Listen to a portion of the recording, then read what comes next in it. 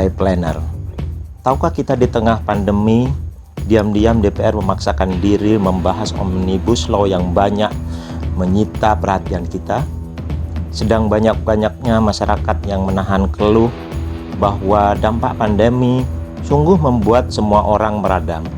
Semua menahan keinginan, semua menahan kebutuhan, semua menahan kepentingan, mungkin juga menahan amarah.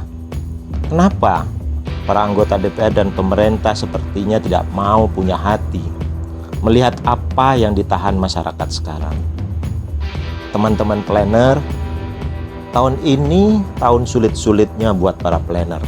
Kalau tahun kemarin dianggap sebagai bidang kerja yang hanya ngurusi jenis tanaman karena analisa jabatan yang salah, lalu akibat salah analisa jabatan di banyak daerah penerimaan CPNS untuk bidang tata ruang diisi oleh orang-orang yang bukan planner.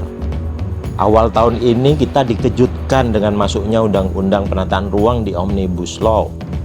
Ada pasal sapu jagat yang menarik kewenangan penyelenggaraan penataan ruang, justru ditarik semua ke pusat. Nggak paham kenapa saya. Kenapa yang ngurusi tata ruang justru diam, hanya berjibaku dengan formalitas agar SPM buat buku tata ruang tercapai. Dulu dari sentralisasi ditarik ke pusat hanya karena alasan yang katanya direncanakan lagi, mau didesain ulang koordinatifnya dengan kementerian-kementerian yang terkait, juga permasalahan-permasalahan yang terkait dengan pendanaannya, tapi justru nyatanya hanya omong kosong, malah bermain sendiri. Meskipun di tingkatan alat implementasi yang seharusnya daerah yang lebih berperan. Sadarkah bahwa akan ada konsekuensi logis terhadap apa yang selama ini diupayakan dan diperjuangkan? Tidak lagi top down pemberlakuan sebuah kebijakan, tapi memperhatikan apa yang sebenarnya dibutuhkan, dijalani dengan penuh kepatuhan oleh masyarakat. Penyelenggaraan penataan ruang yang di dalamnya terkait secara eksklusif dalam Epolitsos Budhankam.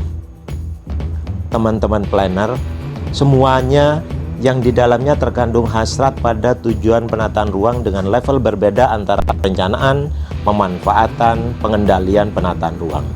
Yang juga di dalamnya terhubung dengan berbagai macam hal yang merekap sesuai dengan norma, standar, prosedur, dan kriteria.